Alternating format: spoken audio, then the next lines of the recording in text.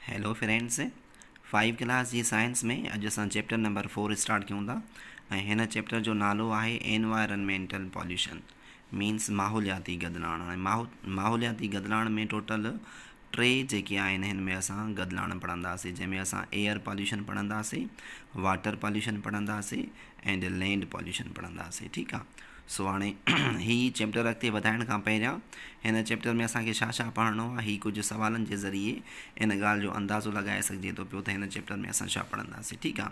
So what kinds of pollution are there in your surroundings.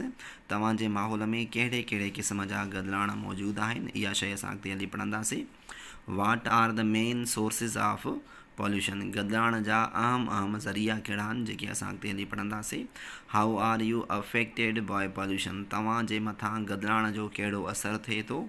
Have you taken any step to reduce pollution, छा तव्हां इन गदिलाण खे रोकण जे लाइ कोई क़दम खयो आहे।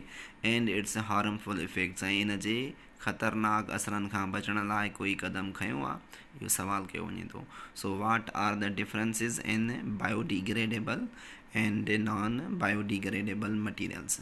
हाणे ॿुधायो त बायोडिग्रेडेबल ऐं नॉन बायोडिग्रेडेबल मटीरियल्स में कहिड़ो फ़र्क़ु आहे। सो इहे सभु शयूं असां अॻिते हली पढ़ंदासीं। सो हाणे असां वटि सभ खां पहिरियों जेको टॉपिक आहे हिन चैप्टर में, द काइंड्स ऑफ पॉल्यूशन, गदिलाण जा क़िस्म, उहे असां हिन में टे पढ़ंदासीं। एयर पॉल्यूशन मीन्स हवा जो गदिलाण, लैंड पॉल्यूशन मीन्स ज़मीनी गदिलाण एंड वाटर पॉल्यूशन मीन्स पाणीअ जो गदिलाण। ठीकु आहे।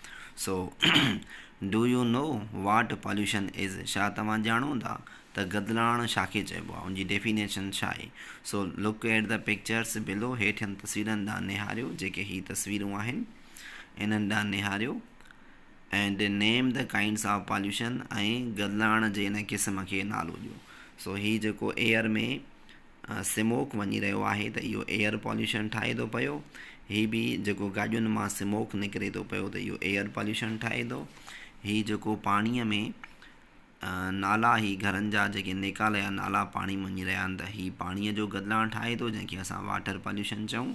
ऐं हीअ जेके ज़मीन ते गंद कचिरे जा ढेर आहिनि, सो इन खे लैंड पॉल्यूशन चयो वेंदो आहे, मीन्स ज़मीनी गदिलाण। सो इहे टे क़िस्मनि जा गदिलाण आहिनि जेके असां हाणे डिटेल सां पढ़ंदासीं। हाणे गदिलाण खे सम्झण जे लाइ सभ खां पहिरियां असांखे पॉल्यूटेंट्स सम्झणु घुरिजनि। ठीकु आहे। So the pollutants are the harmful things that pollute the air, water and land environment. हाणे पॉल्यूटेंट्स हिकु अहिड़ियूं ख़तरनाक या ख़राबु शयूं आहिनि जेके असांजे हवा, असांजे पाणी ऐं असांजे ज़मीन जे मथां ख़राबु असर छॾनि थियूं ऐं उनखे गदिलो बणाइनि थियूं, उन्हनि खे पॉल्यूटेंट्स चइबो आहे। जीअं हवा खे गदिलो बणाइण वारो स्मोक आहे, सो स्मोक जेको आहे एयर पॉल्यूशन जो पॉल्यूटेंट आहे। ठीकु आहे। वरी पाणीअ खे गदिलो बणाइण वारो नेकाल जो सिस्टम आहे, जंहिंखे असां सेवरेज सिस्टम चऊं। सो हाणे माना पाणीअ खे गदिलो बणाइण वारो जेको सेवरेज सिस्टम आहे उनखे असां पॉल्यूटेंट चवंदासीं। ऐं लैंड एनवायरनमेंट में ज़मीन खे गदिलो बणाइण वारो असांजो हाउस वेस्ट शामिलु आहे, मीन्स घरनि जा वेस्ट मीन्स ख़राबु मादा शामिलु आहिनि। सो इहो जेको आहे लैंड पॉल्यूशन जो पॉल्यूटेंट आहे। पॉल्यूटेंट मीन्स गदिलो बणाइण वारी शइ। सो एयर खे गदिलो बणाइण वारी शइ हवा, इहो धुओं आहे, त हिते माना एयर पॉल्यूशन जो जेको पॉल्यूटेंट आहे उहो धुओं आहे। सो अहिड़ी शइ जेका माहौल खे गदिलो बणाए उनखे पॉल्यूटेंट चइबो आहे। ठीकु आहे। ऐं जॾहिं उहो माहौल गदिलो बणिजी वञे त उनखे पोइ चइबो आहे पॉल्यूशन। ठीकु आहे। जीअं हाणे एयर अगरि एयर जो माहौल गदिलो बणिजी थो वञे त उनखे एयर पॉल्यूशन चवंदासीं। अगरि पाणीअ जो माहौल गदिलो बणिजी थो वञे त उनखे वाटर पॉल्यूशन चवंदासीं। अगरि ज़मीन जो माहौल गदिलो बणिजी थो वञे त उनखे लैंड पॉल्यूशन चवंदासीं। बाक़ी उन्हनि शयुनि खे, इन्हनि माहौलनि खे जेके शयूं गदिलो बणाईंदियूं उन्हनि खे पॉल्यूटेंट्स चवंदासीं। ठीकु आहे। इहो फ़र्क़ु आहे पॉल्यूटेंट ऐं पॉल्यूशन में। इहो फ़र्क़ु आहे त पॉल्यूशन मीन्स माहौली गदिलाण ऐं पॉल्यूटेंट मीन्स गदिलो बणाइण वारी शइ। ठीकु आहे। सो इहा शइ असांजी क्लियर आहे। उनखां पोइ चवे थो पियो हाणे पॉल्यूटेंट जी ॿी ख़ासियत इहा आहे त it make adverse changes to the air, water and land environment. इहो पाणी, हवा पाणी ऐं ज़मीनी माहौलनि जे मथां एडवर्स इफेक्ट या एडवर्स चेंजिस छॾींदो आहे। मीन्स नुक़सानदेह तब्दीलियूं आणींदो आहे। जेके जानदारनि जे लाइ नुक़सानदेह शयूं हुजनि या नुक़सानदेह जेके तब्दीलियूं हुजनि उहे आणींदो आहे। ठीकु आहे। सो जीअं हाणे एयर पॉल्यूशन में असां रहंदासीं त असांजे लाइ नुक़सानदेह तब्दीली कहिड़ी आहे त असां में बीमारियूं पैदा थींदियूं साह जे निज़ाम वारियूं, जीअं अस्थमा थियणु या लंग्स कैंसर थियणु। ठीकु आहे। अगरि असां पाणीअ जे पॉल्यूशन में रहंदासीं या जेके बि जानदार शयूं पॉल्यूशन जे वाटर पॉल्यूशन में रहंदियूं पियूं त उन्हनि जे मथां वरी वाटर पॉल्यूशन वारा असर वेंदा। ठीकु आहे। सो अहिड़े हिसाब सां माना इहे जेके बि पॉल्यूटेंट्स आहिनि इहे जंहिं जंहिं माहौल में पॉल्यूटेंट्स वेंदा उन माहौल में एडवर्स चेंजिस आणींदा। ठीकु आहे। सो ऑब्ज़र्व यूअर सराउंडिंग्स, पंहिंजे माहौल खे हाणे तव्हां मुशाहिदे में आणियो। Talk to your elder siblings and peer, पंहिंजे वॾनि भेण भाइरनि या पंहिंजे हम उमिरि साथियुनि सां ॻाल्हायो। Draw or take and share photographs, पोइ जेके फ़ोटोग्राफ्स छापियो तव्हां गॾिलाइण जे बारे में उहे माना हिक ॿिए सां शेयर कयो। Make a list of pollutants in the air, हवा में मौजूदु जेके बि पॉल्यूटेंट्स आहिनि उन्हनि जी लिस्ट ठाहियो। जीअं स्मोक आहे, जीअं स्मोक मीन्स फैक्ट्रियुनि जो स्मोक आहे, गाॾियुनि जो स्मोक आहे या हाउस होल्ड जेको स्मोक आहे इहो एयर पॉल्यूटेंट आहिनि। ठीकु आहे। ऐं वाटर जा पॉल्यूटेंट्स जेके आहिनि उन्हनि जी लिस्ट ठाहियो ऐं लैंड पॉल्यूटेंट्स जेके आहिनि उन्हनि जी लिस्ट ठाहियो। ठीकु आहे। इहे सभु शयूं असां डिटेल में अॻिते हली पढ़ंदासीं। सो उनखां पोइ असां वटि नेक्स्ट पेज ते टॉपिक मौजूदु आहे। इन एयर पॉल्यूशन, इन पॉल्यूशन खे अॻिते वधायूं था पिया त many harmful substances called pollutants have been added to the environment, केतिरा ई नुक़सानदेह जेके बि शयूं आहिनि उहे जिन खे असां पॉल्यूटेंट्स चऊं था पिया, केतिरियूं ई नुक़सानदेह शयूं जिन खे असां पॉल्यूटेंट्स चऊं था पिया उहे असांजे माहौल में मिलायूं वञनि थियूं। काज़िंग, जेके पैदा कनि थियूं land pollution, water pollution and air pollution, जेके ज़मीनी गदिलाइण, पाणीअ जो गदिलाइण ऐं हवा जो गदिलाइण पैदा कनि थियूं। इन द अबो पिक्चर्स, जेके तव्हां मथियनि तस्वीरनि मां ॾिसी रहिया आहियो। All living things in these environments have to exercise the adverse effects of these changes to the environment. समूरियूं हाणे उन्हनि माहौलनि में रहंदड़ जेके बि जानदार शयूं आहिनि उन्हनि जे मथां इन्हनि जा एडवर्स इफेक्ट्स थी रहिया आहिनि, जेके बि इन्हनि माहौलनि में रहंदियूं। एडवर्स इफेक्ट्स मीन्स उन्हनि ते नुक़सानदेह असरात थी रहिया आहिनि। So the air pollution is due to the release of smoke from the industries. हाणे क्लियर ॿुधाए पियो त जेको एयर पॉल्यूशन आहे उहो छो थींदो आहे। सभ खां पहिरियों जेको उनजो रीज़न आहे smoke from the industries and vehicles, फैक्ट्रियुनि मां ऐं गाॾियुनि मां निकिरंदड़ धुएं जे करे एयर पॉल्यूशन थींदो आहे।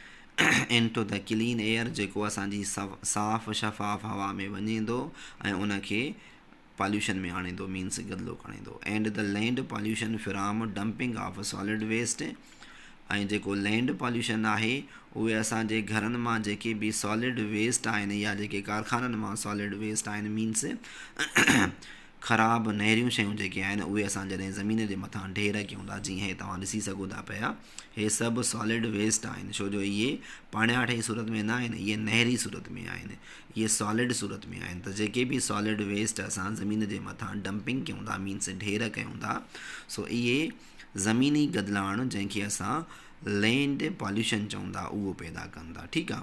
उनखां पोइ water pollution due to discharge of sewerage from our homes and industries. हाणे चए थो पियो पाणीअ जो गदिलाइण तॾहिं थिए थो जॾहिं असां पंहिंजे घरनि ऐं कारखाननि जो सेवरेज जेको आहे उहो छॾियूं था पिया। सेवरेज मीन्स नेकाल जो पाणी, जेको असां घरनि ऐं हिननि जो फैक्ट्रियुनि जो जेको सेवेज सिस्टम माना नेकाल वारो जेको पाणी आहे उहो जॾहिं पाणी में छॾींदा आहियूं त पोइ इहो एयर पॉल्यूशन वाटर पॉल्यूशन ठहे थो पियो। इहो वाटर पॉल्यूशन ठहे थो इनटू द वाटर बॉडीज़, जेको असां पाणीअ वारी शयुनि में छॾियूं। ऐं हाणे क्लियर ॿुधाईंदो त हे पॉल्यूटेंट असल में छाखे चइबो आहे। हाणे हे पॉल्यूटेंट जा मिसाल आहिनि smoke, solid waste and sewage और पॉल्यूटेंट्स। इहे पॉल्यूटेंट्स आहिनि, मीन्स गदिलो बणाइण वारियूं शयूं आहिनि। जेके हवा खे गदिलो कनि थियूं, ज़मीन खे गदिलो कनि थियूं ऐं पाणीअ खे गदिलो कनि थियूं। त अहिड़ियूं शयूं जेके हवा, ज़मीन ऐं पाणीअ खे गदिलो करे उन में पॉल्यूशन पैदा कनि त उन्हनि खे पॉल्यूटेंट्स चइबो आहे। सो उन्हनि जा मिसाल ही आहिनि smoke, solid waste and sewage. ठीकु आहे। सो अहिड़े हिसाब सां माना असांजो ही पॉल्यूटेंट ऐं पॉल्यूशन क्लियर थी वियो। पॉल्यूशन मीन्स गदिलाइणु ऐं पॉल्यूटेंट मीन्स गदिलो करण वारी शइ। हाणे असां वटि हिन पॉल्यूटेंट जी डेफिनेशन क्लियर थी वई। हिन सॼी रीडिंग में जेका असां क्लियर कईसीं त पॉल्यूटेंट छा खे चइबो आहे। The pollutants are the harmful things that pollute the air, water and land environment. Pollutants जेके आहिनि अहिड़ियूं ख़राबु असर छॾण वारियूं शयूं आहिनि या नुक़सान ॾींदड़ शयूं आहिनि जेके हवा, पाणी ऐं ज़मीनी माहौल खे गदिलो बणाइनि त उन्हनि खे पॉल्यूटेंट्स चइबो आहे। हाणे पॉल्यूशन छा खे चइबो आहे, जेको ओरिजिनल वर्ड आहे पॉल्यूशन जंहिंजा असां क़िस्म पढ़ंदासीं, इहो पॉल्यूशन छा खे चइबो आहे। इन जी वरी नेक्स्ट पेज ते हिते डेफिनेशन मौजूदु आहे। The pollution is an undesirable change in the characteristics of air, water and land environment. Pollution हिकु अहिड़ी तब्दीली आहे जेका अनडिज़ायरेबल आहे। पॉल्यूशन हिकु अणवणंदड़ तब्दीली आहे जेका हवा, पाणी ऐं ज़मीनी माहौल में पैदा थिए या अची वञे। That is harmful to humans and other living things. ऐं उहा इंसाननि ऐं ॿियनि जानदारनि जे लाइ नुक़सान ॾींदड़ हुजे। अहिड़ी तब्दीली जेका हवा, पाणी ऐं ज़मीनी माहौल में अचे ऐं उहा इंसाननि ऐं ॿियनि शयुनि जे लाइ नुक़सान ॾींदड़ हुजे त उनखे पॉल्यूशन चइबो आहे। ठीकु आहे। सो हाणे पॉल्यूशन ऐं पॉल्यूटेंट जी डेफिनेशन क्लियर थी वई। ठीकु आहे। सो उन खां पोइ ही कुझु वज़ाहत आहे अॻिते पॉल्यूशन जे बारे में। चए थो commonly pollution is a form of addition of an undesirable and harmful substances like smoke और नॉन बायोडिग्रेडेबल मटीरियल्स। चए थो पॉल्यूशन अक्सर तौर ते तॾहिं थींदो आहे जॾहिं अणवणंदड़ या नुक़सान ॾींदड़ शयूं माहौल में मिक्स थियनि, जिन में शामिलु आहे दूंहों या नॉन बायोडिग्रेडेबल शयूं। जेके बि नॉन बायोडिग्रेडेबल शयूं आहिनि। नॉन बायोडिग्रेडेबल शयूं छा खे चइबो आहे, अहिड़ियूं शयूं जेके माहौल में आसानीअ सां न ॻरनि, सो उन्हनि खे नॉन बायोडिग्रेडेबल शयूं चइबो आहे। ठीकु आहे। जीअं मिसाल में ॿुधाए थो लाइक प्लास्टिक बैग्स, जीअं प्लास्टिक जूं थेलियूं इन द एनवायरनमेंट माहौल में। हाणे इहे नॉन बायोडिग्रेडेबल छो जो इहे माहौल में ॻरंदियूं न आहिनि आसानीअ सां। चयो वञे थो पियो त प्लास्टिक खे ज़मीन में 500 साल बि रखियो वञे त इहो ज़मीन में डीकम्पोज़ न थींदो आहे, मीन्स ॻरंदो न आहे। सो हाणे अहिड़ी शइ जेका ज़मीन में ॻरी न सघे, ज़मीन में पंहिंजो वजूदु बरक़रार रखे त उनखे नॉन बायोडिग्रेडेबल शयूं चइबो आहे। ऐं जेके शयूं ज़मीन में ॻरी वञनि त उन्हनि खे वरी बायोडिग्रेडेबल चइबो आहे। हाणे इहो माना ॿिनि क़िस्मनि जूं शयूं आहिनि असांजे माहौल में जेके असां सॉलिड वेस्ट तौरु उछलियूं था पिया। हिकिड़ियूं नॉन बायोडिग्रेडेबल मीन्स न ॻरंदड़ शयूं, हिकिड़ियूं वरी बायोडिग्रेडेबल थिंग्स मीन्स ॻरी वेंदड़ शयूं जेके ज़मीन में ॻरी वञनि। ठीकु आहे। सच एडेड सब्सटेंसिस अहिड़ियूं मिलायल शयूं प्रोड्यूस्ड फ्राम ह्यूमन एक्टिविटीज़ जेके इंसाननि जी एक्टिविटीज़ मां पैदा थियनि थियूं, bring about an undesirable change in the characteristics of air, water and land environment.